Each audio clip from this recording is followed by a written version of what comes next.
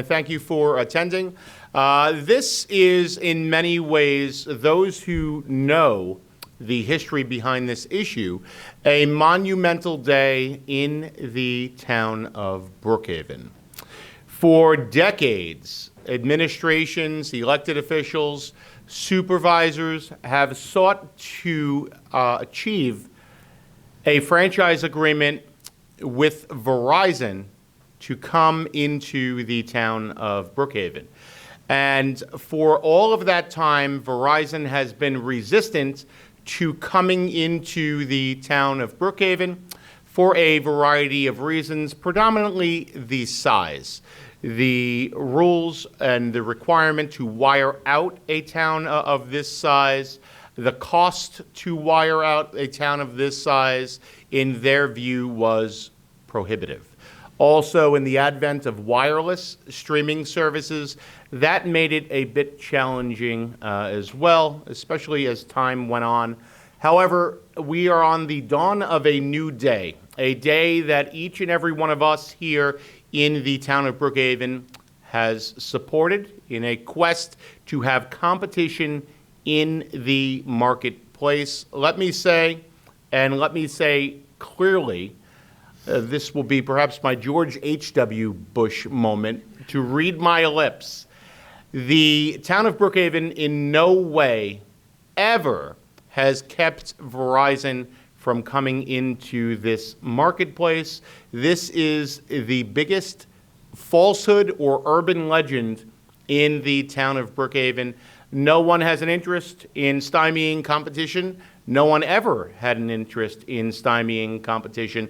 In fact, one supervisor, 2 administrations ago, in an over-the-top demonstration of the sentiment in which I just spoke about, brought a welcome mat to the former Verizon headquarters down on North Ocean Avenue. Had a press conference. The councilwoman, Jane Bonner, also attended, put the welcome mat out and pleaded on his knees for Verizon to come and wire out and provide competition in the marketplace. That is what this is about, and that's why we're joined here today.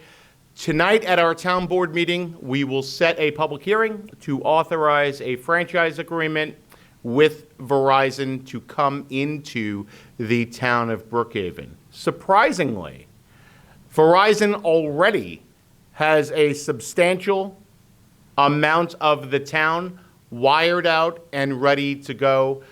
We estimate approximately 38% of the residents in the town of Brookhaven will be able to take advantage of this service should they deem so fit. When you look to the eastern portion of the town, parts of Rocky Point, remember a large portion of that is the Pine Barrens where no people live. So when you look at the map, it may not be dispositive to the eye in just looking from an aerial photo or geographically. And the process is such. The town board will authorize the public hearing to proceed. We will have a public hearing. At the conclusion of the public hearing, should the town board vote in the affirmative, we will then sign the agreement with Verizon. Verizon will then submit that agreement, the franchise agreement, to the New York State Public Service Commission. We expect that will be ratified, and at that instant, the customers, the residents, the taxpayers of the town of Brookhaven will have the opportunity to take advantage of this competition in the marketplace and get services from Verizon. A common question that I get from the press and others, well, does this mean more money to the town?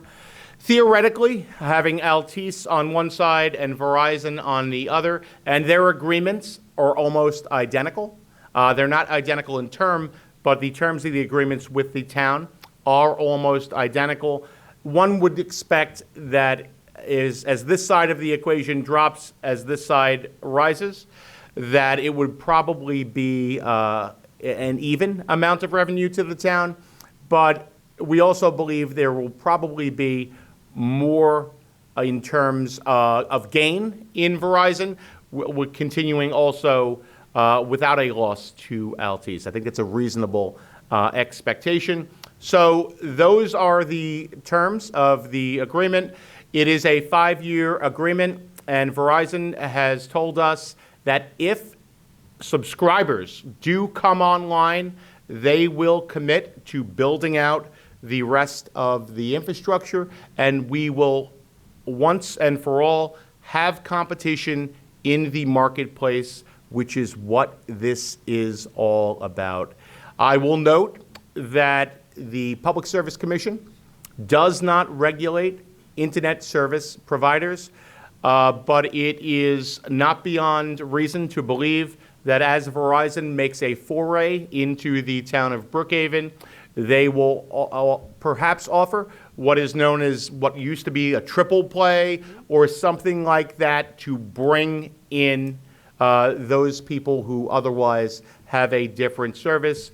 And, in very basic terms, it's no different than the play between Verizon, AT&T, T-Mobile to offer incentives to get existing customers to switch. So that is where we are. I'd like the town board members, if they would like to talk about this issue. I know that I am the second longest serving member of this town board. I can say assuredly that for so long as I've been here, we have been on a quest to get competition in the marketplace. But the longest serving member is the councilwoman from the 2nd District, who I know has worked on this issue for quite some time, and that is Jane Bonner. Thank you, Supervisor. So I noticed on the map, there's a couple of whiteout sections on the North Shore of Rocky Point, and I think that's my section that doesn't have Verizon yet. And I'll be ecstatic when we get Verizon, because in my household, we're not expert streamers, so we have the old triple play package from what used to be Cablevision, and my pocketbook will appreciate having some competition. So if I'm personally going to benefit from competition, then the 500,000 residents in the town of Brookhaven will certainly benefit. And that's the #1 reason why we've been advocating for this since the world was in black and white, as far as I'm concerned. The residents will benefit tremendously by saving money and being able to negotiate with whether it be Altice, Verizon, or any other provider streaming service, that they can get a better rate from another company and make those companies work for you instead of the other way around. And the supervisor touched on it. I've been to numerous press conferences regarding wanting Verizon to do the build out. I was at the Welcome Mat press conference. There was one here with an old-fashioned cowboy-style wanted poster under former Supervisor Lesko, where we all but begged Verizon to come into Brookhaven to provide alternative services for competition for our residents. But you know what? My grandmother used to say, patience is a virtue, and good things come to those who wait. And good things are coming to the residents of the town of Brookhaven. I want to thank my colleagues, new and old, for really, really keeping the pedal to the metal and bringing this to fruition. Thank you, Supervisor. Thank you, Supervisor.